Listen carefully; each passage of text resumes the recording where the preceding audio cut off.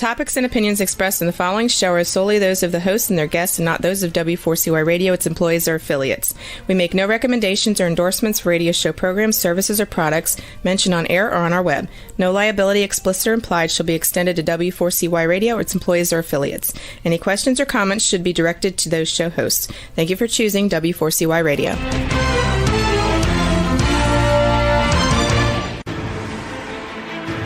What's working on purpose anyway? Each week, we ponder the answer to this question. People ache for meaning and purpose at work, to contribute their talents passionately and know their lives really matter. They crave being part of an organization that inspires them and helps them grow into realizing their highest potential. Business can be such a force for good in the world, elevating humanity. In our program, we provide guidance and inspiration to help usher in this world we all want, working on purpose. Now, here's your host, Dr. Alise Cortez.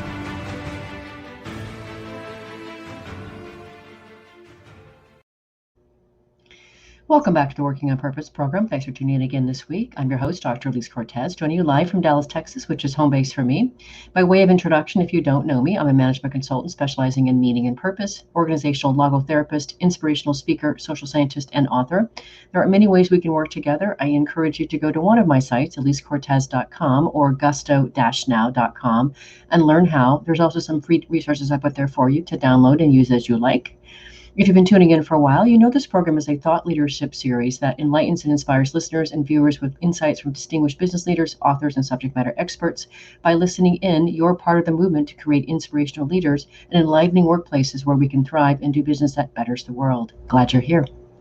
With us for today's program is Renee Cermak, a self-esteem expert and author who is on a mission to help others lead an extraordinary life by making their self-esteem, how much they like themselves, their number one priority.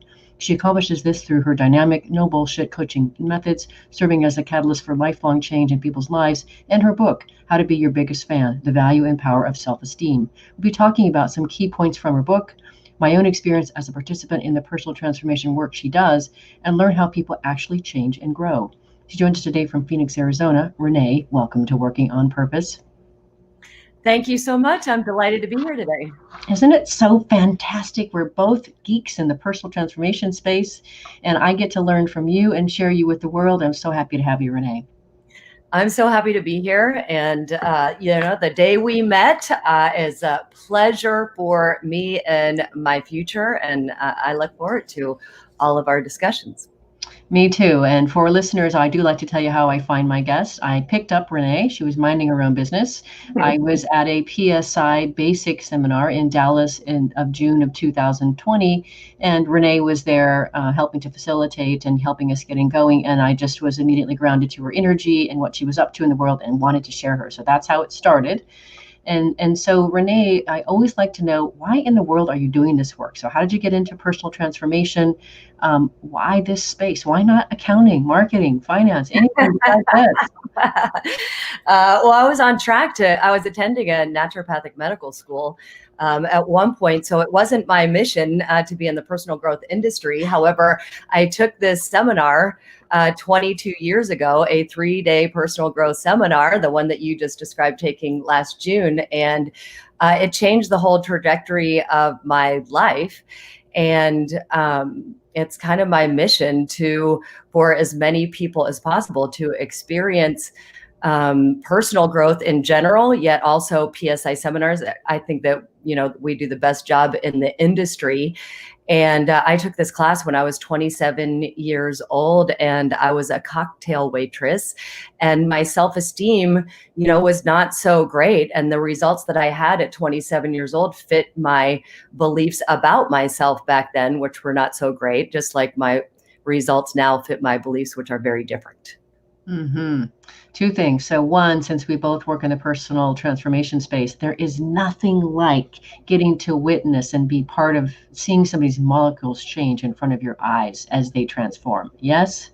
Yes, it is an honor and a privilege, and it's so exciting to watch and be a part of. And I remember my aha moments of, realizing my capability when 5 minutes before or an hour before I didn't know about it. And so when I see people's eyes, open up in the wonder of like, holy cow, I had no idea.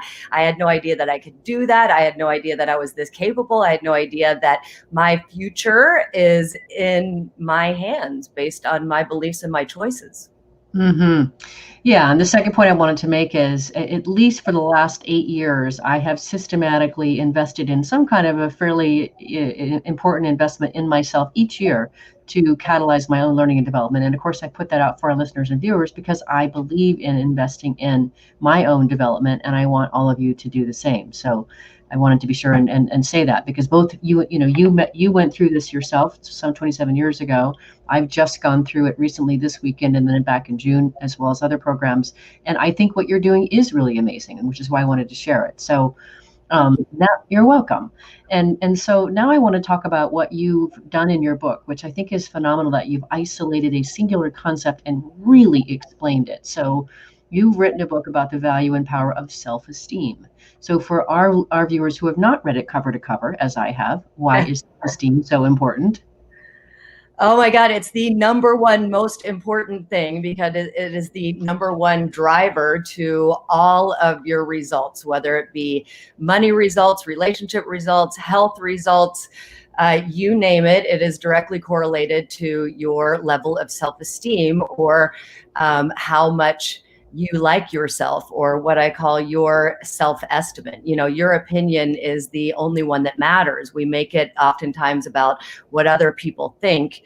And yet, if there is one brilliant place for you to invest time and money, it is in your self-esteem, because you are unable to detach from your self-esteem. It's not a guarantee, who you're going to be around and the relationships and the experiences, but what is guaranteed is that your self-esteem will be along for the ride. And so everywhere you go, whether it's every money-making opportunity, every relationship, every vacation, every yoga class, like there's you and your self-esteem running the results. And so the most brilliant place to invest time and money is making that the biggest and best that it can be. Like, I like to think about me and my self-esteem running down the beach like a Viagra commercial, and people are like, perfect.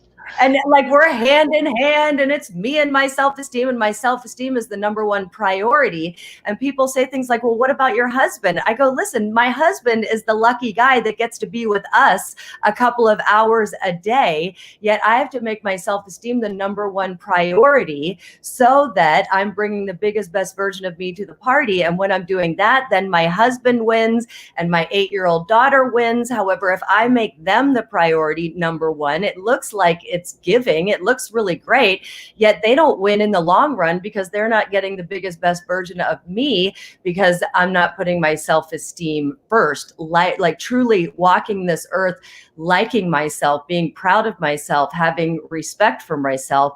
It's the most important thing, because it drives all other results. Mm-hmm. So crisp. I love that. And I love the idea, the image of you and your self-esteem gallivanting down the beach like Viagra commercial. I love that. No one's ever going to forget that, Renee. That's perfect. And I also like what you said too in your book, which really resonated with me, is and you correct me if I don't serve this up right, but you said something that how you dress is a direct indication of your level of self-esteem. Yeah, your level of self-esteem affects what you eat. It affects how you dress. It affects who you surround yourself with. It affects it affects everything. Mm-hmm. It shows up, as you say, everywhere we go, in every instance. And I just think that's so powerful for our listeners to get right out of the gate, which is why I wanted to start with that. So then the next thing that we have to talk about, which is really profound and very sobering. So bear with us, listeners and viewers. This is going to perhaps blow your mind. But one of the things that you talk about in your book, and we talked about in the session, of course, is that most of our beliefs were formed by the time we're 9 years old. And yet, of course, that we rely on these in something like an autopilot format to run our whole entire life. That is just scary as all get out. It is. When we were born, we were clean slates. Anything is possible. And then as we start growing up, we start having experiences.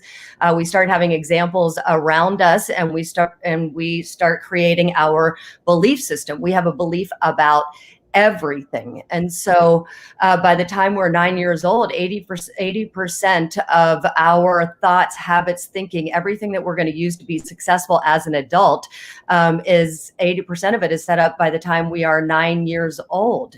And then the 95% is set up by the time that we are 18 years old. And so when we're 18, we have this belief system, and then we go out into the world to be right about our belief system, yet none of us are right because all of us had a very limited view of all things possible.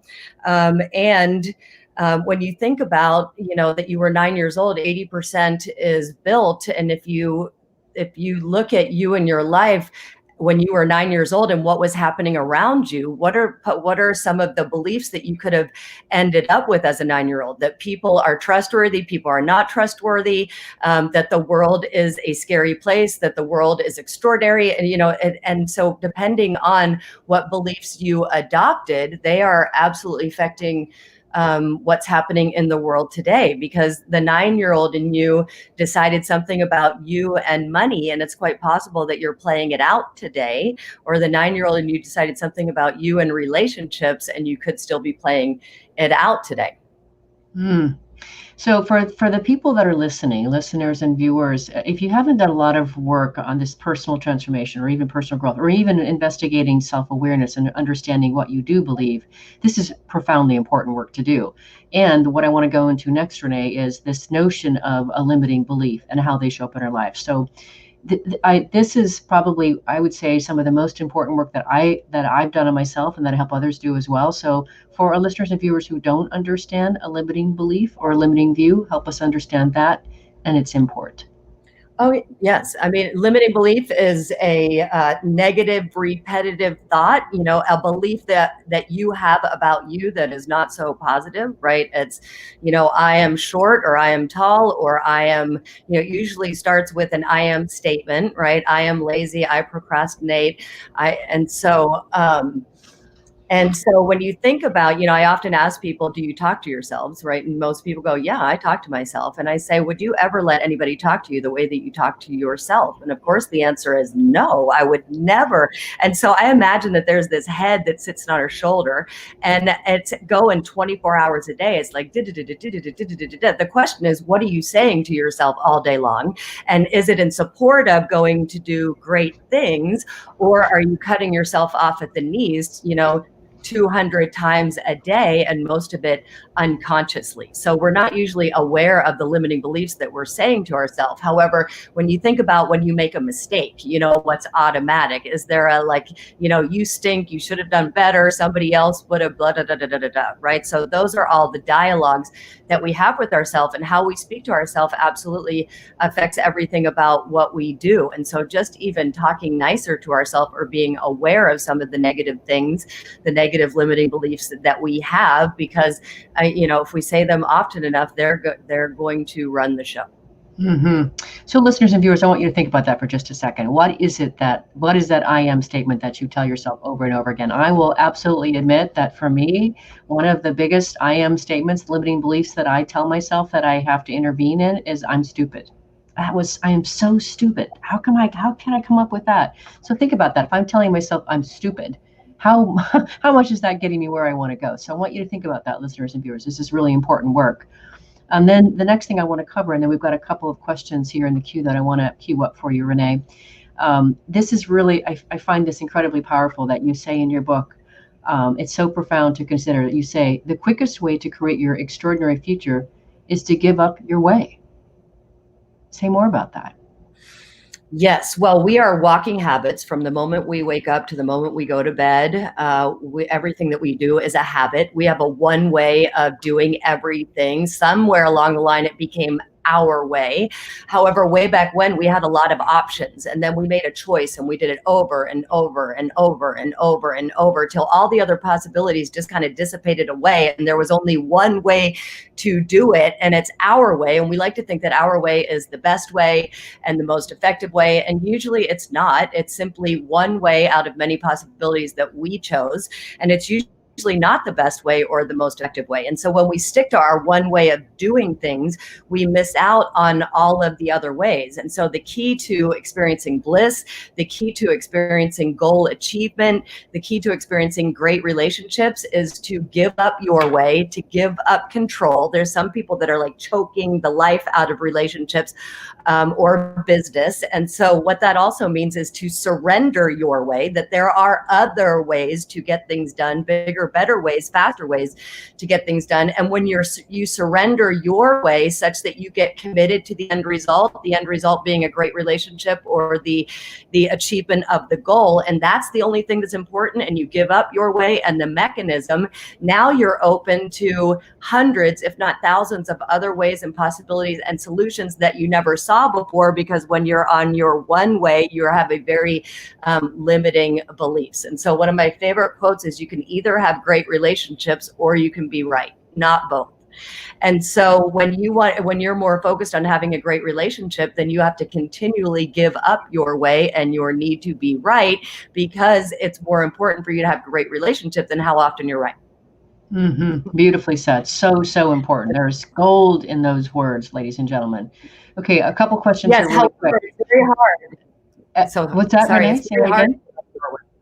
I was going to say it sounds simple, yet it's one of the most challenging things we will ever do is give up our way, because we're really tied to it. We really like our way.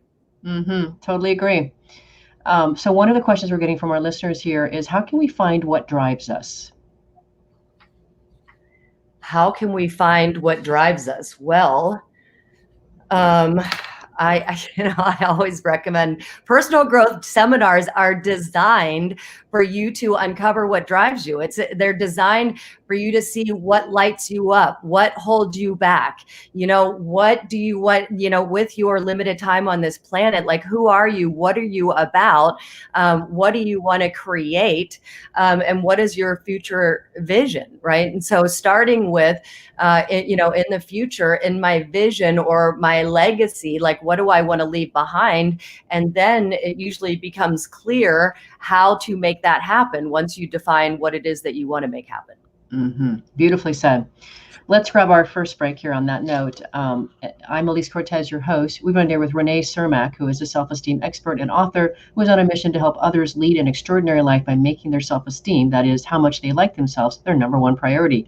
And those listeners and viewers who are asking about the book, the name of her book is How to Be Your Biggest Fan, The Value and Power of High Self-Esteem. We've been talking a bit about some of the really important principles in that book. After the break, we're going to talk about my experience of being in that personal development seminar. Stay with us. We'll be right back.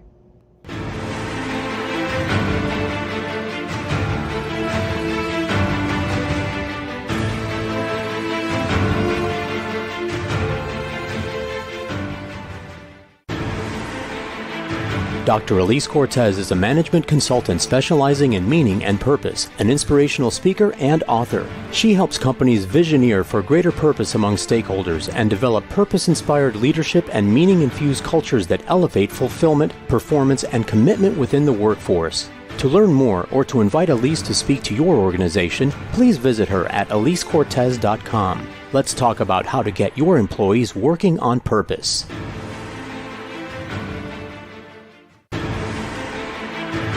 This is Working on Purpose with Dr. Alise Cortez. To reach our program today or to open a conversation with Alise, send an email to Alise, A-L-I-S-E, at alisecortez.com. Now, back to Working on Purpose.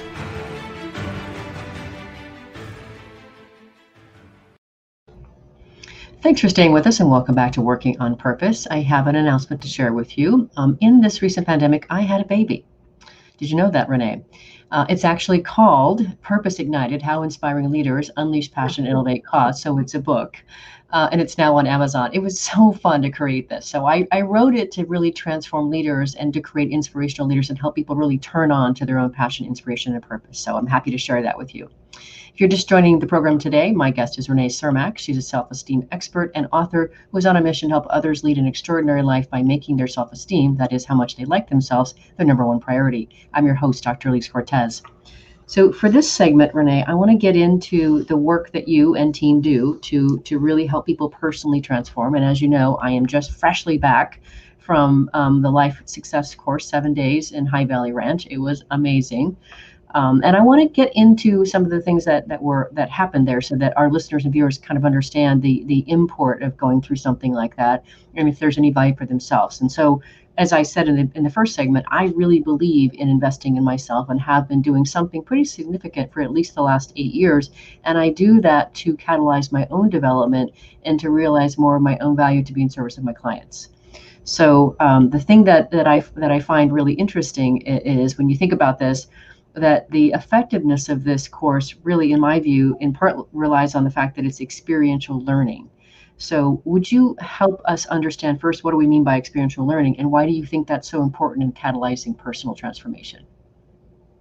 Oh, yes. Well, yeah, I mean, you can be lectured to for days and days and days and hear all sorts of great information, yet until you experience it and apply it and have an emotional connection. It's interesting, even in our 3-day class, and definitely in the 7-day class, the facilitator might introduce a topic or a subject, and you're listening and you go, oh, that applies to everyone else. However, that really does not apply to me whatsoever.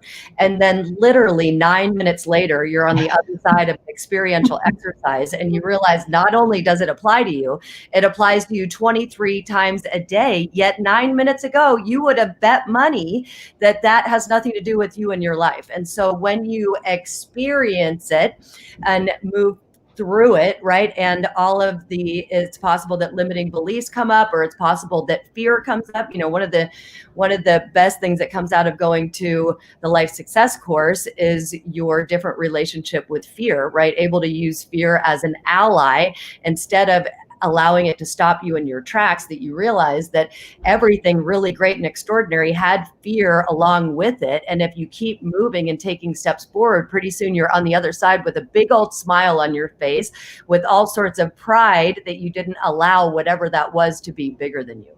Mm-hmm. So incredibly useful and illuminating, right? So that's one of the words that I used coming back from the Life Success course, is so illuminating. I got so much information about myself, and I've done a lot of work on myself. This is not like this is my first rodeo, and I got a ton out of it. So one of the things that I thought was incredibly useful, and you helped set this up for us, Renee, in the pre-call before we even got to the ranch, is you told us, you said, this course is purposely designed to push your buttons. And you said it helps us to see the boundaries of our resistance. And I wasn't quite sure how that was going to look, but that's what happened. And so I think that probably qualifies for what I come to understand in my purpose work as shadow work. And so from a core subjective human development vantage point, why do you think it's important for us to understand what pushes our buttons? Well, any time that you get a button pushed, it is a highlight to the fact that that's an area in your life that you haven't reached mastery.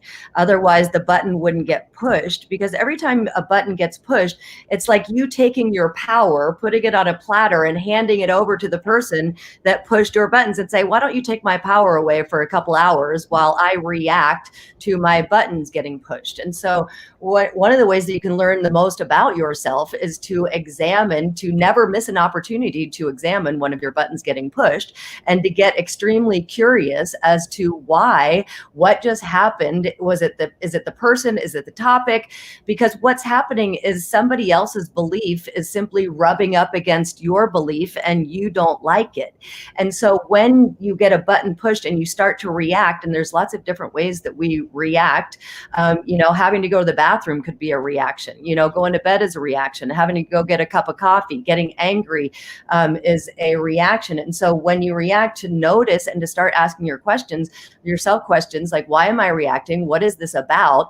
And when you're willing to ask questions, you get answers back. And when you get those answers, it takes the edge off. It's like when you have an understanding that it's like, that person reminds me of my mother-in-law, which is why I get when I'm around them. When you understand that, you no longer have to give your power away, and you can look at the person and go, I got to find something great about them, because I'm not going to continue to associate them with my mother-in-law, because they're not my mother-in-law.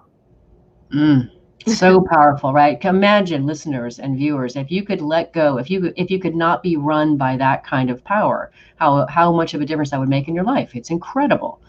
And so for me, Renee, I don't know if we talked about this before.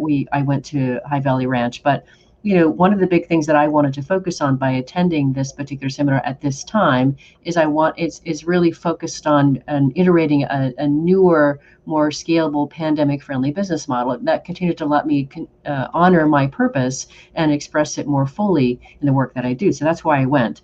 And so one of the things that was so interesting for me is, on day 2, we were asked to talk about, kind of what's crappy in our lives, what crappy things have happened in our lives. And at first I didn't really have much to say about that because it didn't occur for me that way. So I went in and I did what, of course, we should do, I think, is I sat and I really listened intently as my fellow participants shared their stories. And I listened with empathy and compassion. And as they went along, Renee, no surprise, but their stories opened my own heart. And then I got more present to, what was happening for me. And of course, I got completely moved to tears. And then I could open my own mindset to what was occurring for me. And I got more present to my own program. So for our listeners and viewers who don't know what a program is, what's a program and how do we get it? Well, a program, is kind of equal to what we were talking about before in limiting beliefs. And they're usually negative limiting beliefs. You mentioned yours about I'm so stupid. One of my biggest programs is I am not enough. I'm not smart enough or attractive enough or fun enough. Now, what you want to know is that once you get a program, you're not able to get rid of it. However, you can minimize it. Mm-hmm. And you want to know that the reason why you created the program in the first place was to survive, right? Our programs are limiting beliefs keep us safe and allow us to survive, right? They might cause us to be guarded and to hold back in relationships to survive, or to play a smaller game so that we don't get hurt out there to survive. And so the great news is we've all survived. And now it might be time to start thriving. And so in order to start thriving, you got to give up those programs. Now you're not able to ever make them go away. However, when I first started personal growth 22 years ago, my negative programs, beliefs about me were larger than life. And so in the last 22 years, I've been actively working on, which pile am I going to feed? The pile that says I'm not enough, or the pile that says clearly I am enough. And so whichever pile I feed is pile of evidence. Whichever one I feed is the one that's going to win when I'm on automatic pilot or unconscious 95% of the time. And so, if you've been, putting evidence in the pile of not being capable for 30 years, now we have to get to work in putting evidence in the other pile that says that you are capable. And so again, you can take it from super huge and minimize it down to this big, such that those limiting beliefs are no longer running your life, and some more positive beliefs about you, like I am enough or I am abundant, can start running. Mm-hmm. So for listeners and viewers, this might be some of the first time you've ever heard some of this idea of a program running you, et cetera. And it might just seem really out there. It's incredibly powerful and useful when you recognize just what that thing is. So you've already started to talk about this, Renee, because you're starting to talk about possibility. But again, what I want to make sure our listeners get from our conversation is something a little bit actionable as they walk away before they sign up to register for a session. And so, once we recognize this program, right, there's power first in knowing what's the program. But then the second thing is, you started to speak to it, what can we do to create the results that we actually want in life rather than being run from the program? Well, it's about, yes, and the awareness, you then can do something different. And so there's nothing like evidence to combat limiting beliefs. Like I have conversations with myself every day, all day. And so even doing this show, right, it's usually when I'm in the shower, that little voice comes up that goes, who do you think you are? You can't do this. Right. And so I could listen to that voice. However, I recognize it and I'll talk to it. I'll go, listen, I don't have time for you today. I have something important to do with Alise. And if you really want to know, I have this piece of evidence and this one and this one and this one and this one and this one. So you got to get busy producing evidence, like even if you're scared to get up and do it anyway, because then there's one piece of evidence. And if that wasn't bigger than you, then maybe there's some other things that are not bigger than you. And then you get up and you go do that. And now you got two pieces, and so on and so on. And at some point you have so much evidence that it's irrefutable, and you can tell your programs where to go. I love that. And that's extremely actionable. And then the other thing that you said first, before we even went into the session, that I want to talk through a little bit here today, because it was so powerful, is what you said to us on the call before we went to the ranches. You said, imagine that, when you first get a button pushed, maybe it'll take you 4 days or something to kind of come back around to overcome or deal with the fact that your buttons have been pushed. You've huffed off or whatever, you're not talking about it. Then maybe it becomes 2 days. And then maybe you're able to get it down to 1 day or a half a day. But the opportunity, as you told us, was to be able to have something literally hit your button, and then for you to quickly recover and not have it have you. And so one of the things that you said our job is to minimize the amount of buttons that control us. That's one of the things you say in the book. What you resist is in control of you, you say. And I just thought that was so powerful. So would you speak more to this notion of how these buttons work on us and our ability to handle the resistance piece?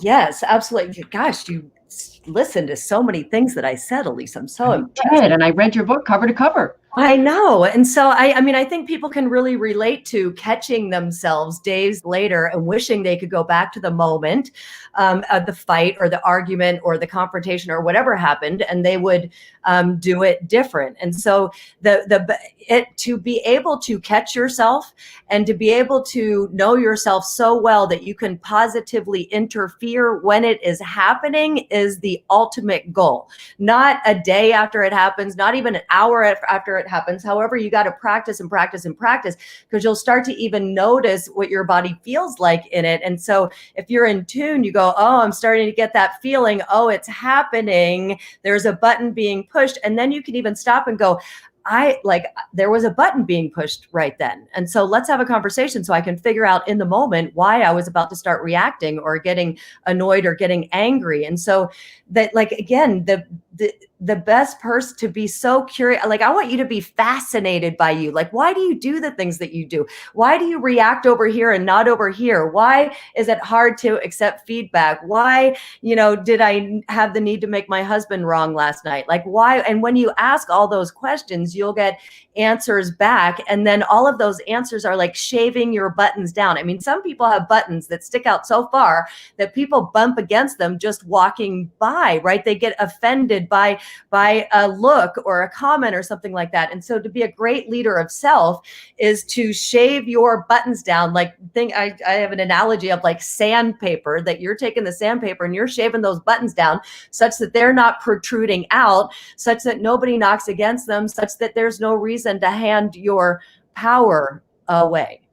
And it feels so good to stop it in the moment and to go, I just positively interfered with my unconscious, with my automatic pilot. I was about to go on autopilot and get really upset or do what I normally do, a predictable habit. And I was able to stop myself in the moment. However, first, before you can stop yourself in the moment, you have to have a lot of failures of figuring it out after the fact and not in the moment.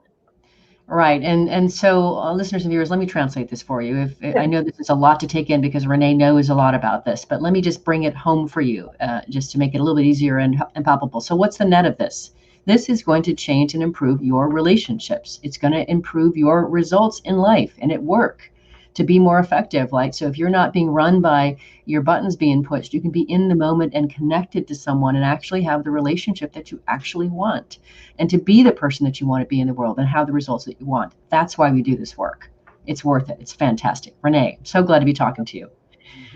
Let's grab our second break. I'm Alise Cortez, your host. We were there with Renee Cermak. She's a self-esteem expert and author who is on a mission to help others lead an extraordinary life by making their self-esteem, which is how they like themselves, their number one priority. She's the author of How to Be Your Biggest Fan, The Value and Power of High Self-Esteem. Stay with us. We'll be right back.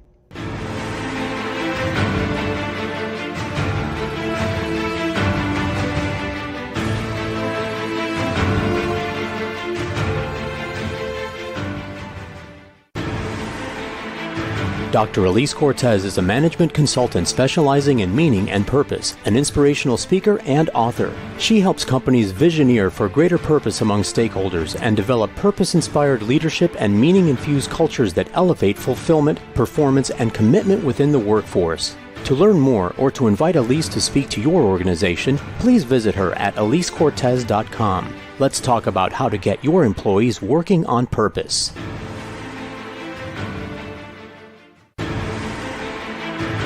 This is Working on Purpose with Dr. Alise Cortez. To reach our program today or to open a conversation with Alise, send an email to Alise, A-L-I-S-E, at alisecortez.com. Now, back to Working on Purpose.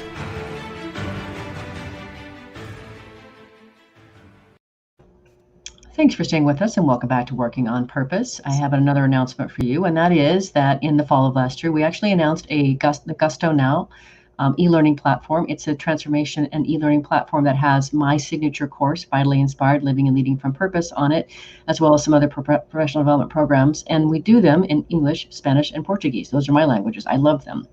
I do offer a 20% discount to listeners. And when you check out, you just use the code WOP20. I can't wait to see you in class. It's so much fun to actually do this. Now we don't actually have physical boundaries. We just actually do this together online. It's amazing. If you're just tuning in, my guest is Renee Cermak. She's a self-esteem expert and author who is on a mission to help others lead an extraordinary life by making their self-esteem their number one priority. So where we left off here was I wanted to get into next is how we can actually change and grow. That's the focus of this last segment here, Renee. So, a lot of people, as you well know, don't necessarily believe that people can change. They think that they can't grow. And of course, you and I wouldn't be doing the work that we do if we believed that, right? So I want to get into some of the things that you say in your book about that. And I find this so encouraging and empowering what you say. So you say, so how do you create new habits? Easily, the same way you created the old habits, through repetition of the small stuff. Your self-esteem and the little things you do or don't do are inextricably wound together to produce the results that surround you, big and small, in every area of your life. That's so yummy. Say more about that. I know. I used to think that self-esteem was created by the big stuff, like receiving an award on stage or being in the school play or something like that. And I realized I also heard a speaker once say that 10% of life is the really great moments and another 10% is the not so great. And the 80% left is like the everyday, the daily grind. And so if you can, bring passion to the daily grind, but every one of our habits started, one day long ago. And then we did it day after day after day after day. And then it became weeks, and then it became months, and then it became years. And then it became a big old result of either being, in shape or overweight or in debt or, prepared for your retirement. And so all of this small stuff, it's not the big moments that make up the majority of our self-esteem. It's the everyday moments, the little stuff that it's easy to discount, easy to go, oh, that doesn't matter. Well, the one time it doesn't matter. However, after thousands of times, it builds up to produce a big result. So every habit that you currently have right now started with one day, and then you built on it and built on it and built on it. And so if you want to create some new, bigger, better habits than the ones that you have today, the great news is that you get to start today, and then it's about being successful today, and then tomorrow is a new day to be successful, and then the next day, and then if you keep going and going and going one day at a time, pretty soon that you have a new habit that you've been doing for months and now years, and now you have new different results. Mm-hmm. Yeah, and then there's one really important key to that, which you write about. That's the next thing I want to talk about. And you say the best thing you can do to get to your goal is to get into action, massive action. So talk to us, if you would, about how action and courage are related. Well, I mean, it's scary to take action. It's easier to think about it and talk about it and plan and getting ready to get ready. I mean, people that have been planning and getting ready to get ready for 10 years. And so to actually take action takes courage. And even if it was the wrong action, when you're on the other side of it, you realize that it took courage and it didn't kill you, right? And whatever doesn't kill you makes you stronger. And in that action, like some people stand at a crossroads for years, right? In analysis paralysis and not knowing which path to choose. And if you take a step, you'll know soon enough whether that was the right path or the wrong path. And if it was the wrong path, then you can get moving on the right path, because every action gives you information about what's working and what's not working, and if that's where you want to continue to move forward to. Mm-hmm. And the other thing that I learned too by having Jeff Hayden on my radio show a couple years ago, he wrote a book called The Motivation Myth, is that, right? And speak to this if you would, Renee. When we get into action, then it bolsters our self-esteem because we recognize we're doing something toward our goal, right? So just the very taking of action already creates a sense of energy and inertia and momentum. It's so true. And it creates the desire to keep moving. It's like, if you're a salesperson and you get a sale, the next thing you want to do is get another sale. Right. It's like, and so I love the part in my book where I totally borrowed the part regarding the action. It's like, I don't feel like running. Well, that's because you're not running yet. As soon as you start running, you'll feel like running. And that is so true. And people that run, they know that to be true. It's like, I don't feel like running right now. Well, that's because you're not running. As soon as you start running, you'll feel like running. It's like, I don't feel like getting a sale right now. Well, that's because you're not getting a sale. As soon as you start getting a sale, you'll feel like getting a sale. I mean, so it's like just the act of moving and the self-esteem, yes, that comes from it, because you could have made the choice to still be sitting on the couch eating bonbons, and yet you are taking action. So there's a certain amount of pride that comes with that, and the courage part as well. Yeah. And, why do I care about this, listeners and viewers? You've heard me say this before if you've tuned in. I care about your one precious life. What are you doing with this one precious life?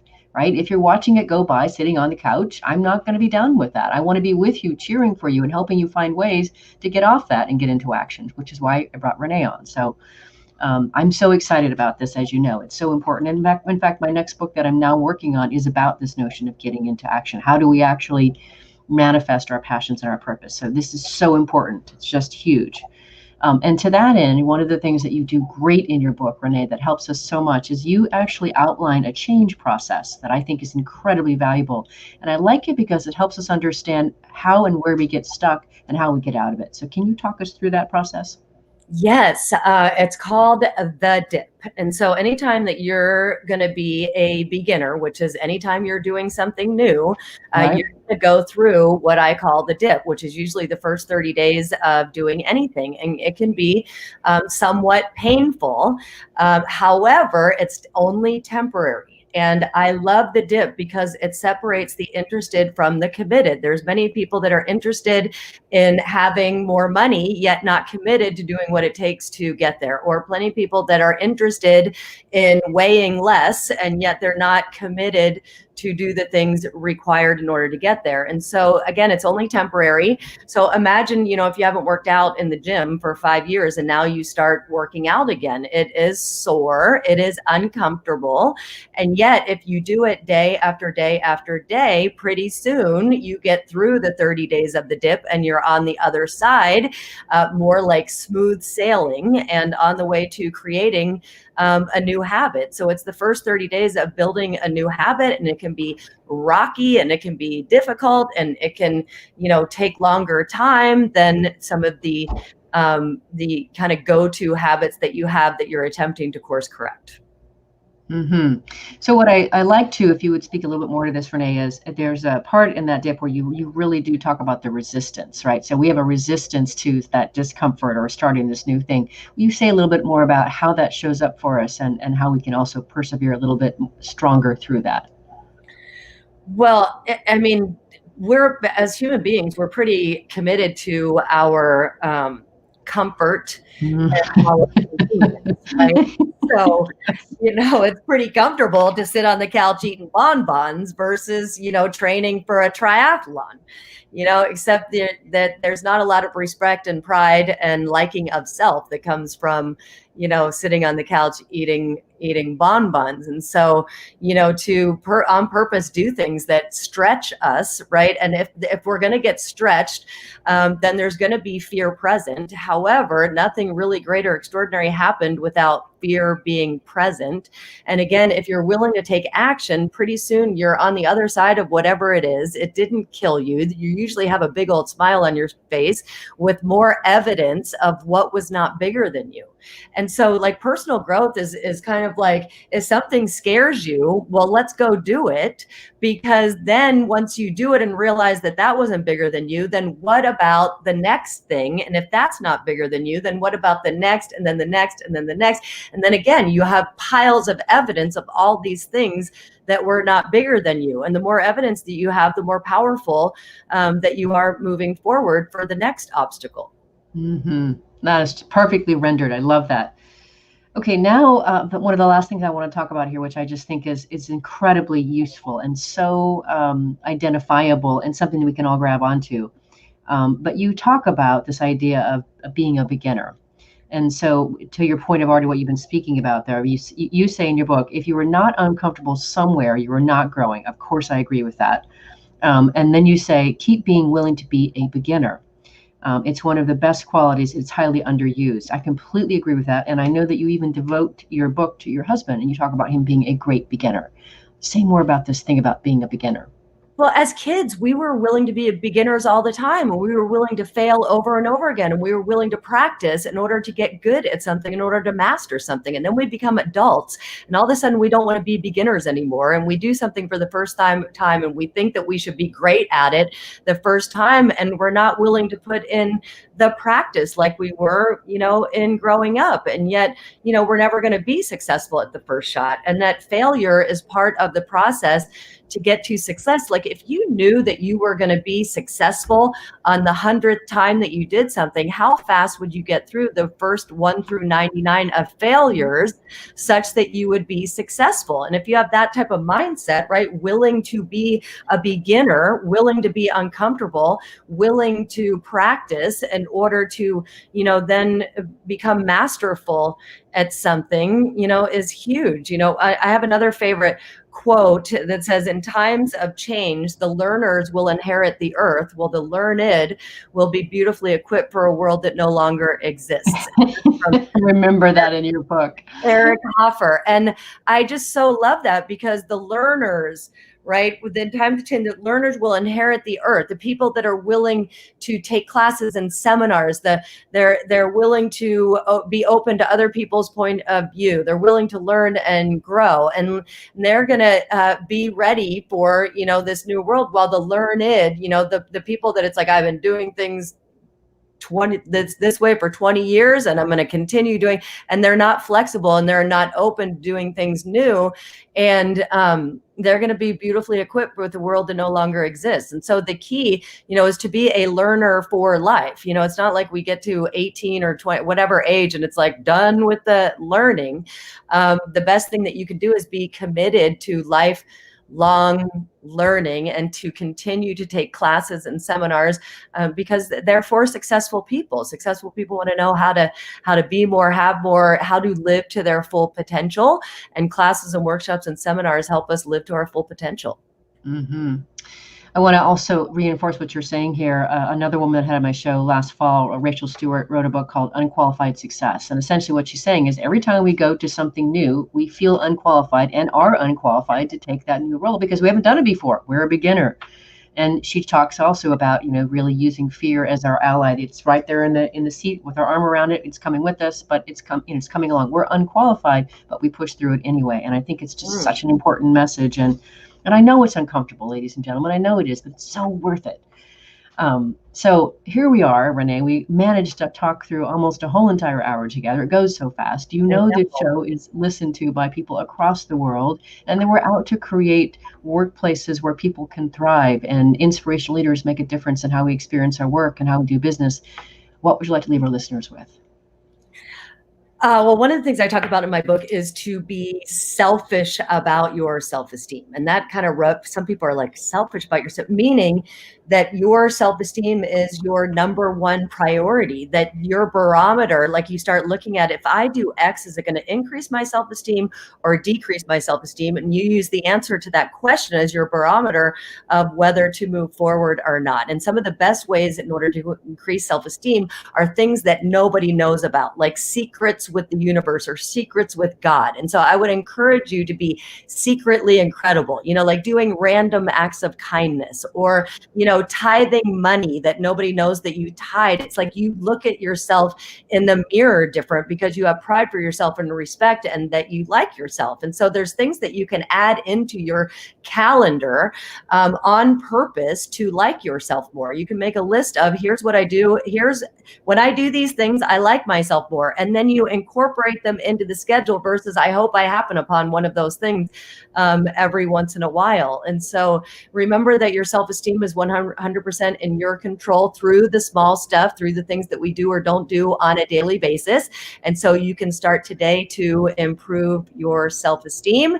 However, remember to be consistent. If you're going to start, like get the second day and the third day and the fourth day, and pretty soon you got a new habit going. I love it, Renee. Great way to finish. Thank you so much for sharing your heart, your soul, your mind, everything with us today. I loved it. Thank you. Thank you so much. I had a great time as well. Awesome. Listeners and viewers, if you want to learn more about Renee Cermak and the work she does with self-esteem and personal transformation, or her book, start by going to her personal website. It's reneecermak.com. Let me spell that for you. It's RENEE and then CERMAK, reneecermak.com. Last week, if you missed the live show, you can always catch a via recorded podcast. We were on the air with John Baker, who is the CEO of D2L, which stands for Desire to Learn, talking about the importance and role of continual education and development in today's rapidly evolving marketplace and workforce. Next week, we'll be on the air with Dan Berger, who's the president and CEO of the National Association of Federally Insured Credit Unions, talking about the importance of servant leadership and keeping employees safe during the pandemic. See you there. Remember that work is at least a third of our lives, so let's work on purpose. We hope you've enjoyed this week's program. Be sure to tune into Working on Purpose, featuring your host, Dr. Alise Cortez, each week on W4CY. Together, we'll create a world where business operates conscientiously, leadership inspires impassioned performance, and employees are fulfilled in work that provides the meaning and purpose they crave. See you there. Let's work on purpose.